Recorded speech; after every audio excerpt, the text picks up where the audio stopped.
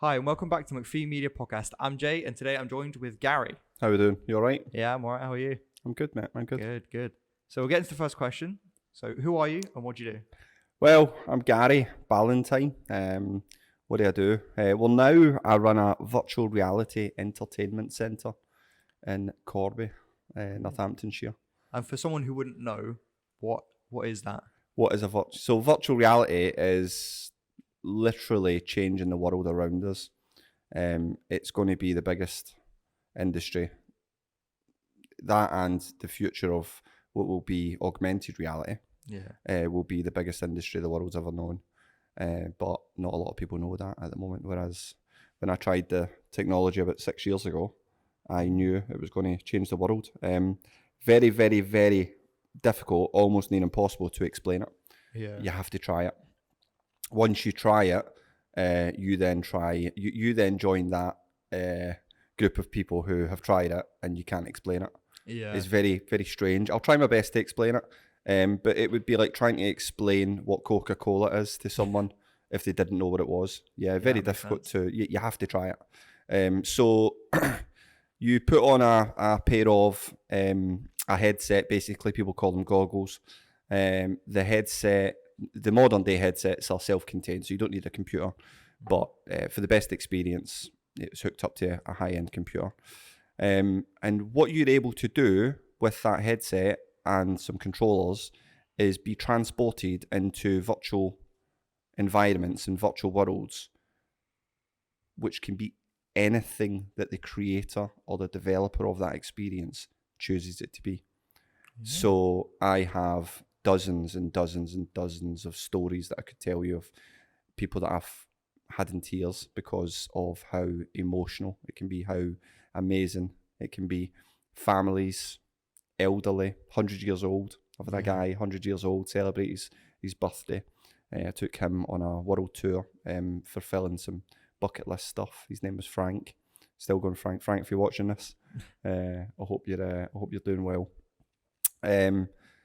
But basically what we really specialise in is because people can do virtual reality at home now, right? They're buying headsets, £400-500 headsets, which sounds a lot of money, but what you're getting for your money, It's worth it. Yeah, I would say so, because it's an educational tool as well as an entertainment tool. You can use a VR headset now to watch a film at home on an IMAX cinema screen. Ultra 4K, really clear, high definition sound, and it's the size of being at an IMAX cinema. You can use your headset to do that. You can jump in and out of VR experiences, and very soon, within 5-10 years, this is going to everybody is going to be using these headsets. But the headsets won't be big anymore. They won't be strapped to your head. They'll be the size of a pair of glasses. That people can pop in the pocket the same way as your smartphone does now. Why would you get your smartphone out every 5 seconds and unlock it and check your messages when you can just have a heads-up display, which does everything, and you can see the world around you? And people say that that won't take off. Same people said this about the internet in 1994. I'll get you a clip that you can put in the link below. Of a guy called Bill Gates, who invented a company called Microsoft. And he's speaking about the internet back in 1992, I think 1994, on an American show called Letterman. And they were laughing and taking the mick and saying what this internet about, and you can watch the clip. And people were sceptical about the internet when it first came out. You imagine a world without the internet? I know, you can't imagine it now. And virtual reality and augmented reality and the future of virtual reality and augmented reality is going to change the world. And I wanted to create a business that was in that industry at the basement level, not the ground floor, the basement. However, it's not been easy. Yeah, I was going to say. Not been easy. So you said you started about 6 years ago, give or take. No, so I didn't start. So basically, I'm ex Royal Navy. So I was in the Royal Navy for 9 years.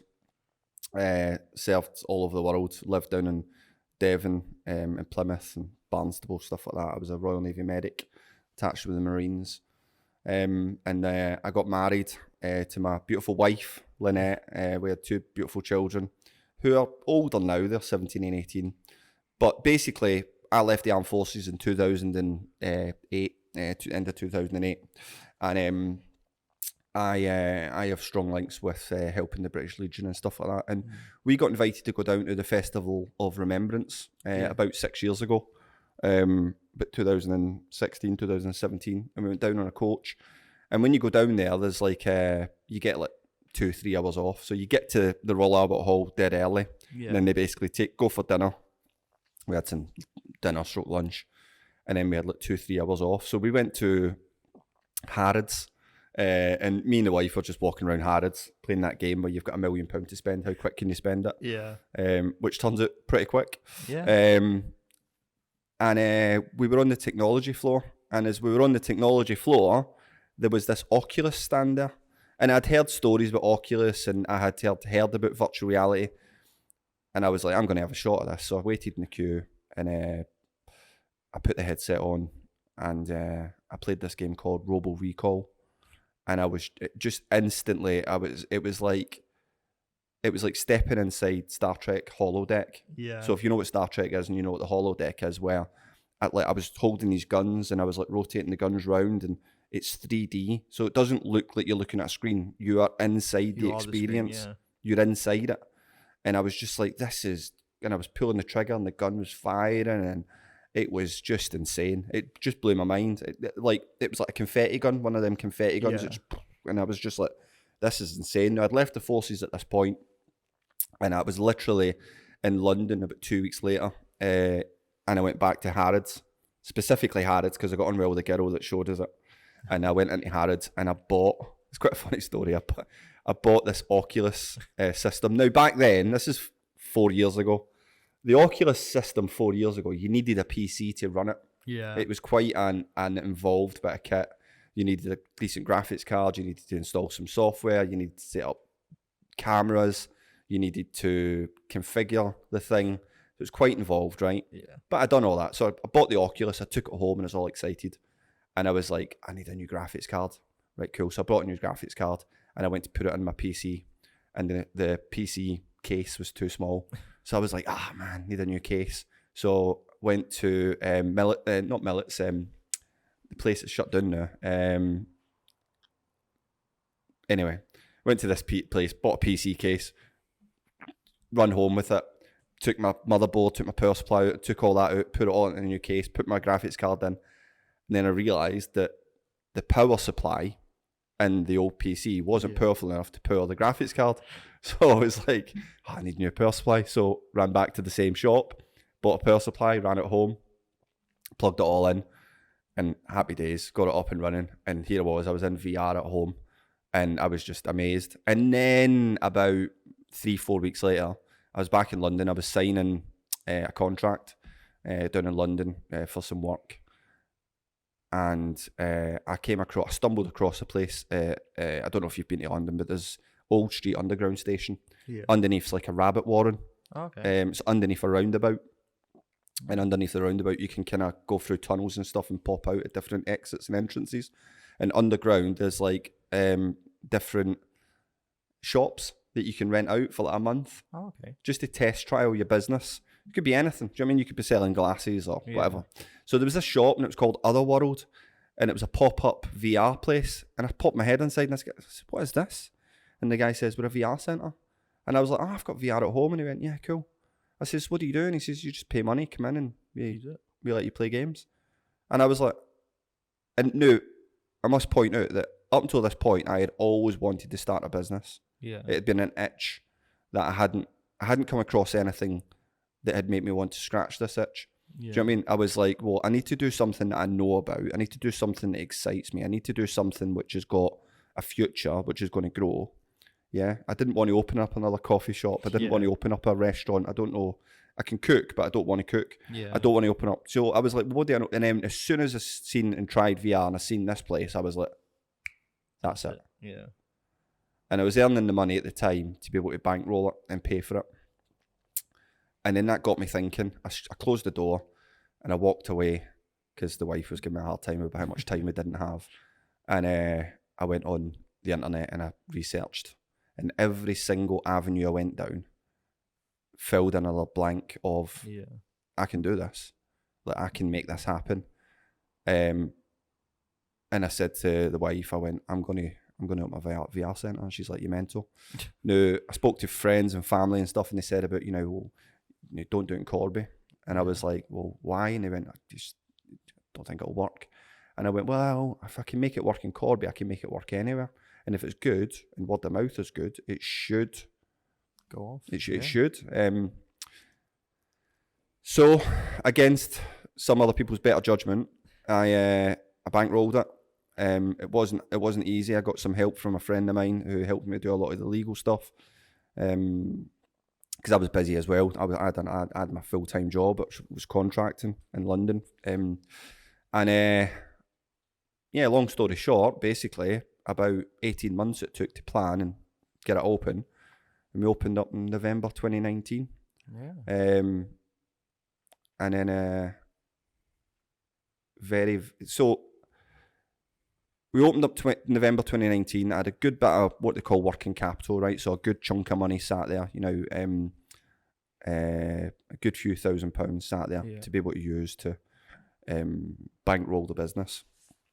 But we didn't want a fast opening. We didn't want a grand opening because when you open up any new business in a new industry, you're going to have problems. You're going to have technical problems, right? And you don't want lots of customers experiencing those technical problems when you first open, because you don't want negative reviews. Yeah. So if you've got a slow trickle of people coming in, you can work out these problems, these teething problems, working practices. How do we get people in headsets? How do we get people out of headsets? How do we clean the headsets? How do we sort out technical problems?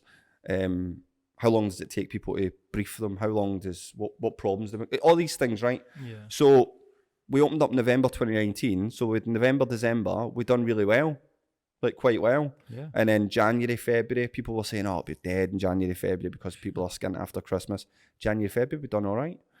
And then in February, end of January, start of February, we started hearing about this virus in China. Yeah. And everybody was downplaying it. And everybody was like, it won't hit us. It's the same as SARS. It's the same as Ebola. It's not going to come. I'm a little bit more skeptical. I'm a little bit more switched on because of my medical background in the forces. And I knew this one was different. Just knew it was different. And we started to see, around about middle of February, we started to see bookings taking a bit of a downturn. Yeah. We started to see people cancelling. We started to see people coming out. And then we actually closed the door to viral a week, 10 days, I think, a week or 10 days before the government shut down. So I opened my business. The irony is not lost on me. I called my business Viral Entertainment, and 4 months after Viral Entertainment opened, a viral pandemic closed the world down. Yeah. It's quite ironic, but funny as well, right? I can look back now and I can kind of laugh. I've then got this beast that sat there. The doors are closed. I've got no money coming in. I'm let go from my contracting job, so my full-time job that actually pays for me to live, because obviously the business is not going to generate any income for a good year to 18 months before you actually see any genuine return on your investment. So I've got no income.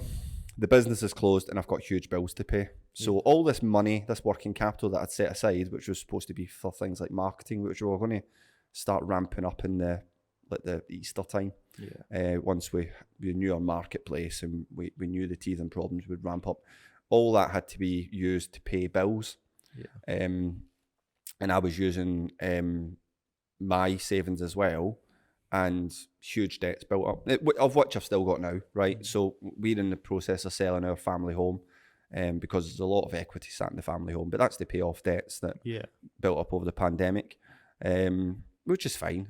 That's by the by. I'm confident that we'll be okay anyway, because in my view, and anybody that's tried the experience at Viral Entertainment, I am holding a winning lottery ticket. Yeah. Because this is a no-brainer. Once people realise, the general public realise just how good the experience is, we will not have a problem selling it. Yeah. It's very difficult to sell Coca-Cola when no one's tasted it. Exactly. Yeah. And it's very difficult to sell VR when not enough people have tried it. Yeah. But you speak to anybody that's been to viral entertainment, Yeah, they will tell you how good it is. I've got a friend at college who used to come in all the time before Yeah. he got his headset. Yeah. And he was like, I love it in there. It's great. Yeah, I yeah. keep going back every week. Yeah. And Then this is the thing as well. People feel that, I don't come in anymore because I've got my own headset. Great.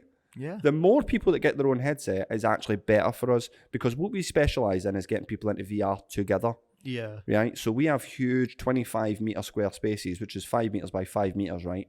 Which nobody has at home unless you're living in a mansion, right?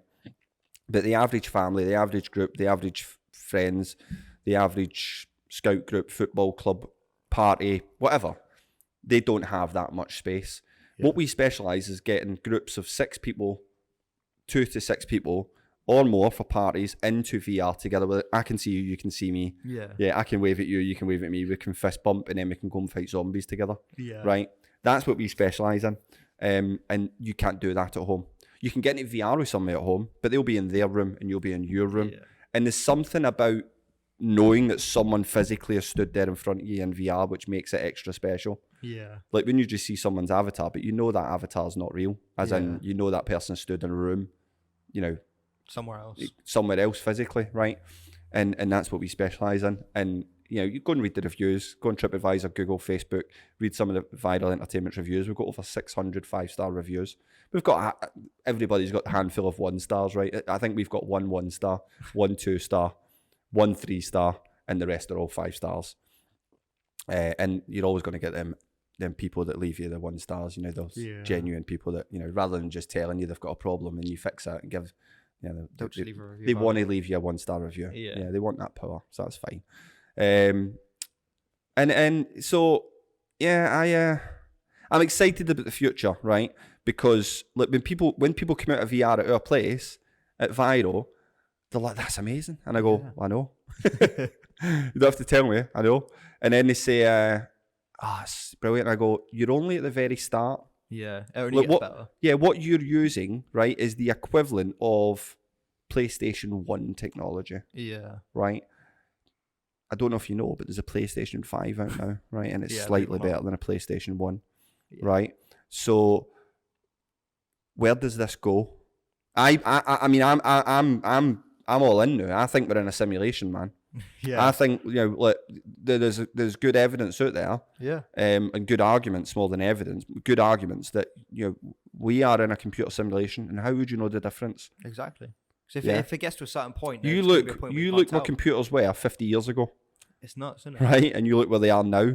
Let's fast forward another 100 years, and you're telling me in 100 years, human beings won't have created a computer that can regenerate what we are doing now? Yeah, exactly. Yeah, I don't. If the answer's they will. Yeah, what's to say that's not already happened and we're now just in a simulation? Yeah, I mean, it's possible. It definitely is possible. Elon Musk said it's billions to 1 chance that we're not in a simulation. Yeah. Billions to 1. It's and nuts. He's quite an intelligent guy. Yeah. So. I think so. But yeah, that's it in a nutshell, man. I love what I do. I love entertaining people. I love blowing people away. Yeah. In terms of what the technology does and what it's capable of. Everybody that tries it, I mean, people try the VR and they're like, "That's amazing." I go, "I know." And then they try the virtual reality simulator cars, the car racing, which are just off the chart, right? Yeah. Because the what I would term hyper reality, because they take the virtual reality headset, they place you in a 3D car that you can grab the steering wheel, and then you've got on top of these, you've got extra layers of immersion. Yeah. These extra layers of immersion are, a motion platform. So when you put your foot down on the accelerator, you feel yourself moving back. So you feel that acceleration. When you hit the brake, you feel yourself moving towards the steering wheel as you crunch, and you feel that movement, that G-force. When you're steering left and right, when you're bumping over the curbs and stuff, you feel all of that. We've got artificially intelligent fans, which will blow artificial 200 mile an hour wind in your face as you're driving inside a car. You know what I mean? The artificial intelligence knows the track, so it knows when you're going right, it knows when you're going left, and it will curve you around the track. So the right fan, when you're turning right, will give you more wind than the left fan, so it feels like you're turning to the right. This is all very subtle, but subtlety is key. And when all you're in it VR. comes together to make something Absolutely, really mate. Yeah. The mind's very easy to trick. Yeah. Right. Anybody that's watched the magic trick, right, and been blown away by, how did he make that happen? Sleight of hand. Yeah. What the eyes see, the mind believes. And virtual reality is literally fooling your eyes into thinking something's real. So when you are in an experience, whether it's with your family, whether it's with your friends, whether you're on your own, right, it does not take long for your brain to quickly get immersed and go, this is real. Yeah. We have an experience in the centre called Hero Zone. Now, Hero Zone, when we onboard people and put them into Hero Zone, they go into this waiting room, right? And the waiting room has a basketball machine, a bit like you would get at the bowling, at the arcades or whatever. The balls are there, you pick them up, you throw them, the ball bounces and it rolls back to you, right? Now, part of our brief when we put people into Hero Zone is please don't lean on the basketball machine. Yeah. Because it's not real. Yeah. Subconsciously, people, when the ball's rolling back to them, people lean for the ball. Yeah. Now, obviously, for some people, you know, for years and years and years, they've been leaning on stuff without thinking about it. Just doing it because it's natural. You lean on stuff. And because this is so believable, your brain buys into it so much, you lean on this basketball machine to give yourself purchase to lean further and grab the ball. Because you just get tricked into it. Over. Yeah, I've done it before. One of my mates had the PS4 headset, and we were playing some Batman game, and we were switching turns. So it was my turn to switch out. So he was like, all right, take your headset off and that. So I went to put the controllers down on the desk in the game. Yeah. And I just went like that, and they just fell through the table. Yeah. But I had the straps on, so I was all right. How do you find PlayStation 4? I mean, it's all right. It's pretty good. I feel like it's a little bit dodgy here and there, but overall, I would buy it and play it because it's still pretty good. I think it's the worst piece of virtual reality equipment that's ever been invented. Yeah. But reason being, right, is virtual reality is a new concept. People just can't get their heads around it, right? Sony are a massive company, a huge corporation, right? And they have such kudos in the gaming industry because of the PlayStation. Now, when they brought the PlayStation VR headset out, right, they kind of mashed it together. Yeah. They didn't invent anything. The headset was new, but they used a camera, so the VR camera. That wasn't designed for the VR headset. Yeah. Okay? That was, the VR camera was brought out before the VR headset, right? So they used the VR camera to track the VR headset, right? Which means you can only face one direction. Yeah. So if you were the camera, I can only face you. I can't turn to the side. I can't turn around, right? Yeah. Just how can you immerse yourself in an environment where you can't move? Yeah, I did find that a lot, actually. We were playing super hot and I was moving about everywhere. Yeah, and it lose tracking, right? Yeah, and that's not virtual reality. Yeah. It's not, right? So there's that issue, right? And the Move controllers that you use, they were designed, right, for like karaoke and stuff like that, right? Yeah. Like they were designed for not VR. They were mashed into the VR headset. Yeah. So PlayStation VR, when it came out, loads of people bought it. Millions of units were sold, right? People tried it and they went, yeah. It's alright, yeah. But people thought that was VR. Yeah. So people still think that's VR. And my argument is, all right, PlayStation VR 7 years old now. Yeah. How old's your car? Exactly. You know what I mean? Yeah. So you've got a car which is younger. Most people have got a car that's younger than the PlayStation 4, but yet they still think PlayStation 4 where's VR's at. Yeah. It's not. The PlayStation VR 2 is coming out, which is going to be a big improvement. Trust me, don't buy it. Honestly. Yeah. Like, it's going to cost nearly £600 just for the PSVR 2, right? And people that aren't in the industry and people that don't know, they just wouldn't know. But what you're buying when you buy a VR headset in general is what's really important is the lenses. What sort of lenses did it use? Now, without getting too technical, Fresnel lenses are what older headsets use, right? Fresnel lenses, basically, they have to be quite far away from the screen, which is inside the headset, so that it can expand the screen, make the screen bigger, make it seem like you're inside that virtual world. PlayStation VR 2 has taken that long for them to get to market and develop that it uses Fresnel lenses. It's not out yet. Yeah. No new headsets that are coming to market now use them. Right? Yeah. Use Fresnel lenses. They're old. They're like 2 years old. Now 2 years doesn't sound a long time, right? It is in VR, it's a lifetime, right? Yeah. The new headsets that are coming out, Pico 4, which a lot of people don't know. And this is the thing, people just don't know. Yeah. Right? People don't know. There's a bit of a war going on at the moment, right? So you've got you've got Meta, right? Yeah. Facebook, right? So Meta own Facebook, they own Instagram, and they own WhatsApp, right? Huge corporation, Massive. right? And basically, they are at war at the moment with another social media platform that everybody's moving to, especially your age group, right, and younger, TikTok, okay, which is Chinese owned, okay? Now, TikTok is owned, so it's the equivalent to Meta, right, in China. It's called ByteDance. People don't know that, right? Yeah. So, and you didn't know, yeah? So you're the same, right? So ByteDance is the Chinese equivalent to Meta, okay? ByteDance own TikTok.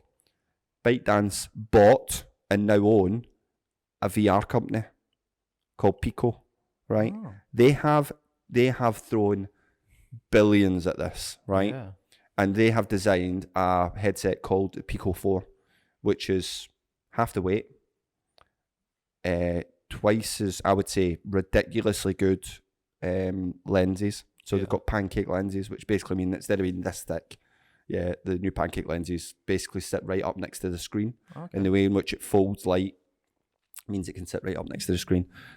Don't want to get too technical, but basically that compared to what PlayStation VR 2 is going to be, there'll be no comparison. Yeah. It's not to say that PlayStation VR 2 will be terrible. It won't be terrible, but it just won't be as good. It's still going to be wired. So you're going to have a big, horrible wire sticking at the back, right? Which again, when you catch that wire when you're in VR, it's going to remind you that it's not real. So it's going to not be as immersive, right? And there's no reason for it to be wired. Yeah. None.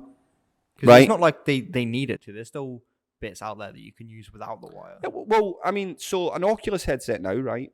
You can use what's called an AirLink. So I can link my Oculus Quest 2 to my PC, my high-powered graphical PC, GPU PC, using AirLink, right? Which is brilliant, right? Yeah, I mean, you don't get the same... People, like the geeks out there, right, will be like, you don't get the same frame rate, you don't get the same this, you don't get the same that. Yeah. Listen, like, take a geek rest, okay? Yeah? The average person using a VR headset, right, is going to be fine. Yeah?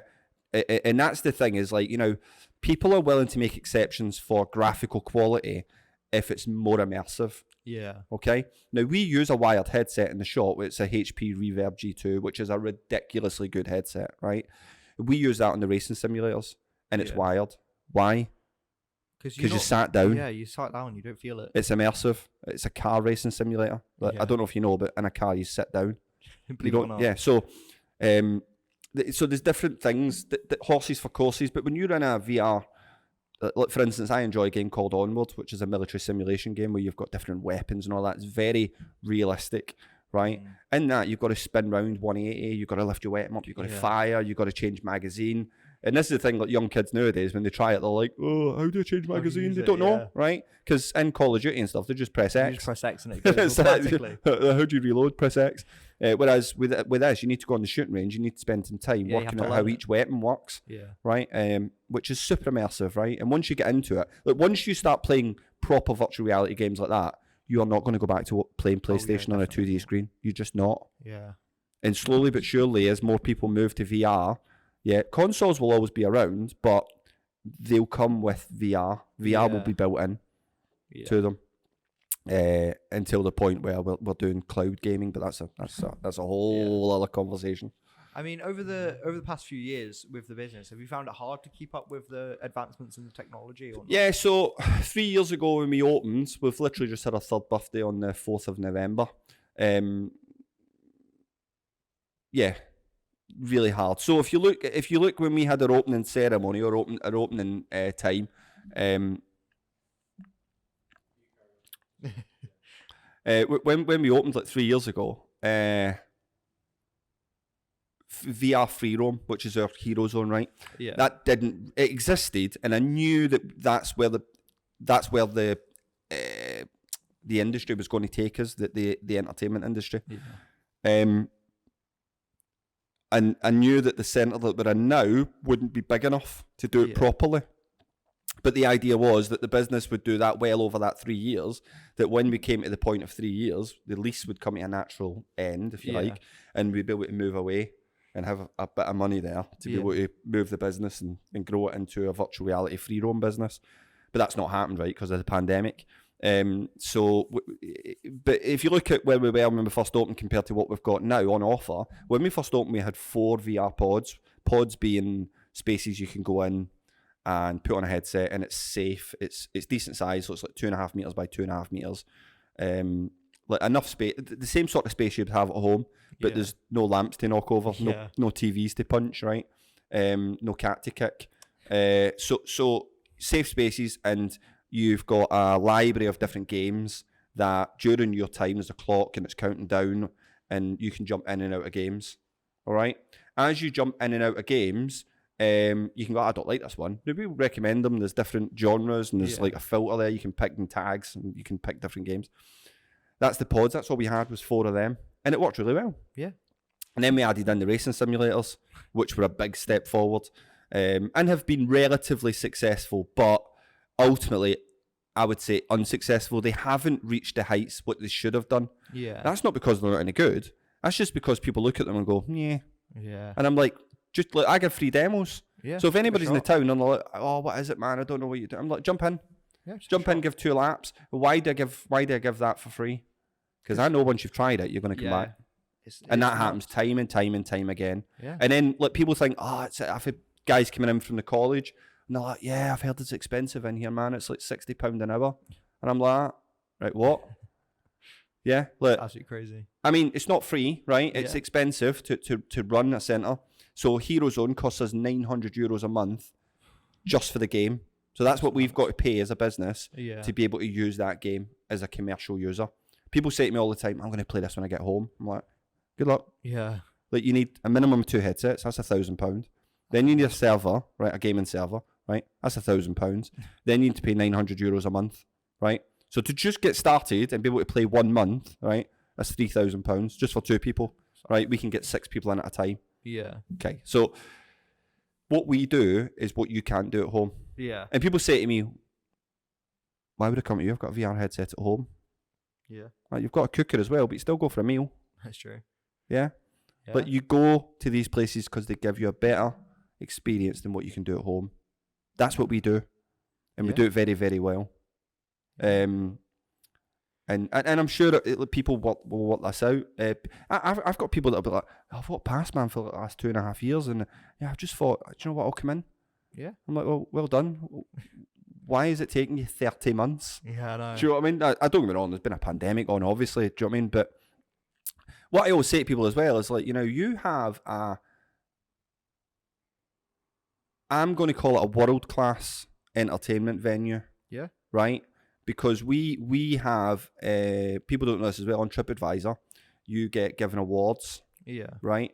And only the top 10% of all attractions on the planet get given the Traveller's Choice Award. Yeah. Top 10%. Right? And we've had that award 2 years running. Oh, right? So 2021, 2022 Traveller's Choice Award. So that means we are in the top 10% of all entertainment venues on the planet, according to the world's largest online reviews platform. It's not me saying that, that's them. That's customers saying that, There you go, right? So go and read the reviews, and like, people say to me as well, this is a cracker, right? That's not very long. I go, right, okay, so I can go to Alton Tours for that price. Yeah. A whole day out. Okay, one, you've got to travel there, you've got to travel back, right? Then you've got to walk around all day, right? Yeah. And then you've got to stand in a queue for an hour and a half to go on a ride for 4 minutes, 6 minutes, whatever, however long the ride lasts. Yeah. Oblivion lasted about 90 seconds, right? But you've got to queue an hour and a half, right? Yeah. So you've got to travel there, you've got to travel back, then you've got to pay a fortune for your food, right? Then you've got to wait in a queue for an hour and a half to go on a ride for 4 minutes, right? When you come to our place, right, you're in that headset for an hour. You've got 1 hour's total entertainment. And once you're finished, trust me, the experience doesn't end there. Yeah. You are going to talk about it. You're going to tell your friends. You're going to be telling each other. You're going to be laughing about it. You're going to be saying, yeah, that was amazing. You're going to be arguing with people. Oh, you should have done this. You should have done that. Yeah. So the memories last. Like what we do, you retain 5% of what you read. Yeah. Right? You retain 10% of what you watch, and you retain 65% of what you experience. And what we do is we put you in an experience together, and it can be anybody. We've had grandkids, sons, right? Yeah. We've had 3 generations in the headset, and I'm sure I could get 4 generations in there if somebody was willing to try it. Yeah. I could get a grandkid, a son, a daughter, and a grandparent. Yeah. All in together. We can have families up to 6 people. We've got ability to be able to get 20 people in a headset at the same time. You know, and as I say to people, once you've tried it, you get it. Yeah. Once you've had that headset on, like, yeah, all right, yeah. I get it. Like, it makes sense now. I mean, you can try VR in our place for as a $5. Yeah. Right. Average price for an hour is about £25 for the hour, but we do family prices. Yeah. So we've literally just dropped Hero Zone down from £100 for 4 people, which I get is a lot of money, but I'm not telling them to come in every week. Yeah. You know what I mean? It's a family treat, right? But we've dropped that down to £80 now, and we're looking at doing like midweek offers where we can get a family of 4 into VR for half an hour, and then you get food and drink. Yeah. Right, for £67. So you get That's a meal, really and you get half an hour's VR for a family of 4 for £67. Yeah. I don't think that's that bad. No, it's pretty good. Yeah, actually. exactly. So, and that's going to be a midweek offer that we're going to be doing. And we do birthday parties is our main one. That's where we specialise as well, because, you know, it's this one as well, right? So, what's the best birthday memory you have? Getting a cake made out of sweets. Right, and we'll stop you there. Okay. You remember something, an experience. You remember the cake. Yeah. Yeah. Now, what I always say to parents when they come into Viro, right, is you ask a child what they got for like if they come into Viro for a birthday party, right, and you buy them let's say you buy them an iPhone 14, right? Yeah. Yeah. Why would a kid want an iPhone 14? But my point is, it could be anything, right? Yeah. It could be a PlayStation 5, whatever. You ask that person, what did you get for your 10th birthday? They won't be able to tell you what they physically got. But you have a party at somewhere like Viral Entertainment, they'll remember where they had the party. Yeah. It's such a memorable experience. Like, me and my brother go all the time. Mm-hmm. We try and go most Fridays. Mm-hmm. And every time we go, we come back and go, that was amazing. Mm-hmm. You know. Well, you were in like 3-4 days ago, weren't you? Yeah, exactly. Do you know what I mean? And it's just like, we go in and then we come out and we're still talking about it like an hour or two after we've been, and it's nuts. But I want to move on to a slightly different question about like, why Corby? Like, why plan one of the most strangest and out, like, completely, no one would think of it. Like, why plant that in Corby where it's like, because Corby's not known for having that kind of stuff. Like, you'd expect to see something like Viral Entertainment in London or in like one of the big cities, but why Corby? Corby's a great town. It's centrally located, right? Yeah. So we have people that travel to us regularly from Grantham, stuff like that. Yeah. Okay. Once people try it, they have no problem travelling. We had a family in yesterday all the way from Northampton. Okay. We have people that travel in from Leicester. Okay. So this is regular as well. We have a 30% month-on-month return rate. So customers come back to us, 30% returning customer rate. So that means 1 in 3 customers that use us come back. Yeah. Okay. Pretty good. It is very good, right? But we need to blow them numbers up. We need more people using us, right? Yeah. Now, basically, this is month-on-month as well. Does that make sense? So I've got to work out how often they come back, but I know that each month it's around about 28 to 33%. Now, why not Corby? Yeah. I mean, if you look at Corby, it's one of the fastest growing towns in Europe. Yeah. Okay, the population is expanding tremendously. It's got good transport links, great transport links.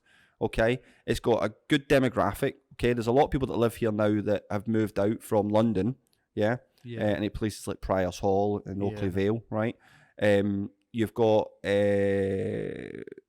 good schools, as in the private schools. So we've had Uppingham, Stamford, Oundle. These schools have come in with their boarding houses.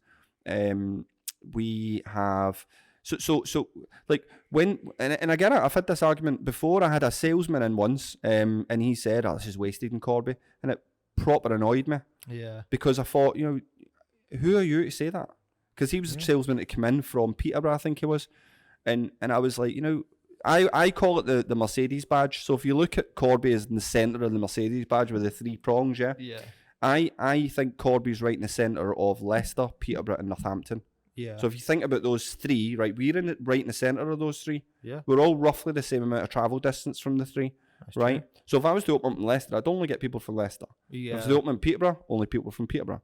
Northampton, only people from Northampton. Whereas if I'm in the middle of all three of them and I'm good enough, I should be able to drag people in from all three of them. Exactly. Now, when you say about why Corby, look at Adrenaline Alley. That's true. Right? That hasn't struggled because it's in Corby. Yeah. That is a world-class, skate park. Yeah. It's the best in Europe. I mean, when we were at college, we did marketing stuff with them, and their marketing team's amazing. Yeah. They have Olympic people training there. Yeah, They've got 100%. people Hasn't come held from them all over back. Europe as well. Hasn't held them back. The difference is, and it's always the same, right? Okay. People know what a skateboard is. Yeah, exactly. Yeah. People have seen people on a half pike. Yeah. Doing skateboarding and BMXing and yeah. So when you're selling something like that, right, and word of mouth, and you can aim it at those people, they know exactly what you're doing, right? Yeah. When I put a VR headset out there, people go like that. Yeah, I've heard of VR. Yeah, I've heard it's supposed to be pretty good. Yeah, try it. Just try it. Give it a shot. It's as I say, it's like I always come back to this Coca-Cola analogy, right? Yeah. Okay, if your glass there, that glass of water, right, if that had Coca-Cola in it, and I had never heard of or seen Coca-Cola apart from people drinking it, I'd be like, yeah, I know what Coca-Cola is. All right, yeah. Have you ever tasted it? Nah. Yeah. I've heard people like it though. Yeah. Until I've tasted it, I haven't got a clue. Yeah. Not everybody likes Coca-Cola, but it is by far the world's top selling soft drink. Yeah. So I'll use that as the analogy, right? Now, if you say to people, Fanta, what's that?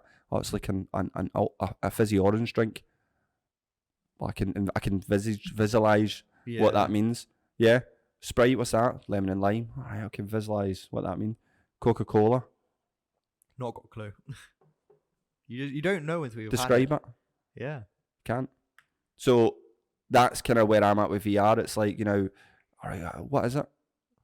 Well, Give it a shot. it's like, so we for £5, I mean, I give people, like, if customers come in with their kids or their grandkids or whatever, and they're sat there watching them in VR, I will go over to them and have the conversation. Now, when I first started, I used to go over and say, you ever tried VR? And I very quickly worked out that kind of brings the portcullis down, the shutters down, and they're like, no, I don't want to try it. Yeah. This fear of putting something on your head. So I don't do that now, right? I just go over and have a conversation. And it's quite simple. All I say is, if I could take you anywhere in the world, right now, anywhere, click my fingers and take you there, where would you go? I don't care who you are. Everybody's got an answer to that question. It's true. Right. So where would you go? If I could take you somewhere right now. The pyramids. Right. So within seconds, right, I can have that headset tuned in to whatever you say, anywhere in the world. Right. Yeah. There is few exceptions. Right. I've had people say to me, I want to go to Prince William Bay in Antarctica. And I'm like, what is that? And I'm like, I'll have a look. And it was there. Yeah. So this guy was in a headset in Prince William's Bay. I'm not even sure if I'm saying that right, but it was somewhere down in like South Georgia, Antarctica place. And he said, wow, that's amazing. Now, that's what they always say to me. And my response is, I know. So, yeah. And he said it cost £6,500 to go here in real life. And you're there for like I took him there for nothing. Yeah. Right. No, it's not the same as going there in real life, but it is £6,500 cheaper. Yeah. I mean, right? It's an advantage. And I've had people go to, so a man and woman, they travel to Sri Lanka for the honeymoon, and there's a specific place in Sri Lanka which is like the side of a mountain or something like that. I'd never heard of it. They gave me the place. They went, it was such and such a place. I'll have a look. It was there. I took them back to where they had the honeymoon in Sri Lanka. I've had a woman, bless her, Kelly, she's battling cancer at the moment. She brought her kids in. Said to us, you could go anywhere, where'd you go? She said New Zealand. Took her to New Zealand, and she came out the headset and she was in tears, and I says, wow. I says, you all right? And she says, I loved it. Yeah. She said that was phenomenal. And loads of stories. Another woman, Barbara, she suffers with dementia. I said, what do you love? She said, I love animals. So I took her to Melbourne Zoo and put her in the gorilla enclosure. And she was sat with the gorillas, and they were really intrigued with her. It wasn't her, it was the camera. Yeah. Obviously, but the camera's her. Yeah. So she's sitting there with these gorillas, and the big silverback's sitting there, and he's chewing his food, and the babies are playing with each other. And she came out and she was in tears. Oh. I had a guy at a care home in Grantham that we took the headsets up there. Graham, his name was, retired RAF pilot. right? Okay. And the care home manager was saying to me, all he goes on about is flying a seaplane. Yeah. It's the only plane he goes on about. He's never flown that he would love to fly. Is it possible? And I was like, I'll have a look. So I put Graham in a seaplane. He was flying on a seaplane. Now, it's quite funny because he was sat here, and whilst he's flying, the pilot's there, and obviously he's the camera. Yeah. But Graham's turning around to the pilot, and he's saying to the pilot, "Oh, hello, how are you doing?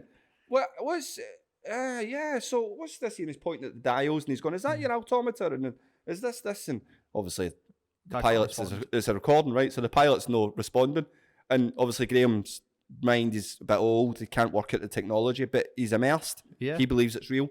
And he's going, "Oh yeah, sorry for disturbing you. You concentrate on flying." And he's just having a look at the plane and that. So that lasted about 6 minutes, and he came out the headset, and I said, "How was that, Graham?" And he went, "Oh, that was amazing. Not as good as flying a Lancaster though." It's just brilliant. Yeah. Loads of stories. Now we do that, so that virtual travel. I'm not reinventing the egg here, right? And I always tell people that, that's YouTube VR, right? So YouTube have an app, right, specifically built for virtual reality, right, that places you inside, super immersive, ultra high definition, 3D, surround 360 degrees surround videos, and you can go anywhere. Yeah. And experience that, right? And I've had, as I say, Frank, this 100-year-old guy, he came in for his daughter came in. She's like, I don't know how old she is, maybe early 70s, late 60s. And she says, "Oh, I think my dad would like this." I says, "Yeah, bring him in, no problem." And once Frank realised, because he's almost blind, so his eyesight's shot, so he can't watch TV anymore. His hearing's gone, so he can't really listen to the radio anymore. But he can do VR. Yeah. Very, very strange because the screen's there and it's immersive. Funny, it's like real life. Once he realised it can take him anywhere, he was unbelievable. Like, he was just like, "Can I go to the Galapagos Islands?" Boom, we were there. Yeah. "What about the Great Barrier Reef?" Boom, we were there. "What about the Taj Mahal?" Boom, we were there. I once went to Washington and I was supposed to go and see the White House because I was there with work. He was a professor of religion. He'd been invited to the Senate to give a speech. This is back in like the 70s, he was telling me. But he was supposed to go to the White House, but he never got round to it. They ran out of time. So I never got to see the White House. Boom, we were there, getting a tour of the White House from Barack Obama, right? Yeah. People have no idea, man. And we charge £5 for half an hour to do that. £5 for half an hour. That's the steal. And you pick where you want to go. Yeah. And all you need to do is, I'll show you, we'll do it with you, but I'll show you what you do. And it's dead easy. It's one button. You point and click. Yeah. It's basically a remote control. You point and click, right? And all you do is click on the button and go, California. And it'll take you there. You tell it where you want to go. It's all voice activated. That's nuts. It's like you've got endless possibilities with technology like that. It's for education, mate.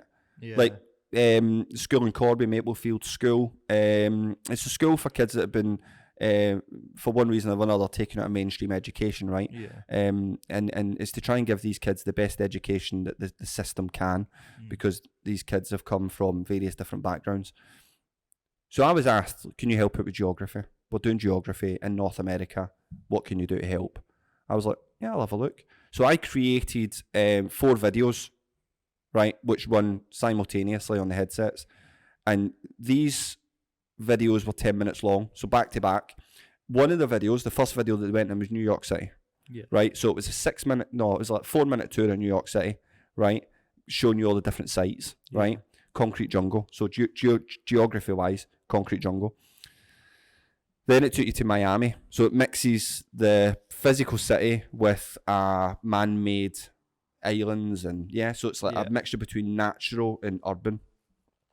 Then it took you to the Niagara Falls, right up on the border with Canada, showing you the different drop in elevations and stuff like that. So it's great for kids, super immersive. And then it took them to the Grand Canyon, untouched natural wilderness, right? And like the scale of it, because you really get a sense of scale because you're in VR, not looking at a picture, not looking at a screen, it's 3D. Those kids come out after 10 minutes, mate. And then they went, "Right, guys, see you later on, next kids come in." I phoned up the teacher who organised that, right, 2 weeks later. And I said to her, "How'd it go?" And she said, "That's unbelievable." She said, "I couldn't," because these classes are only 5-6 kids, big, right? And she says, "I struggled to get them to retain anything." right? Remember I was saying to you about what you're saying? 5% of what you read, 10% of what you watch, right? 65% of what you experience. What I placed them in was an experience.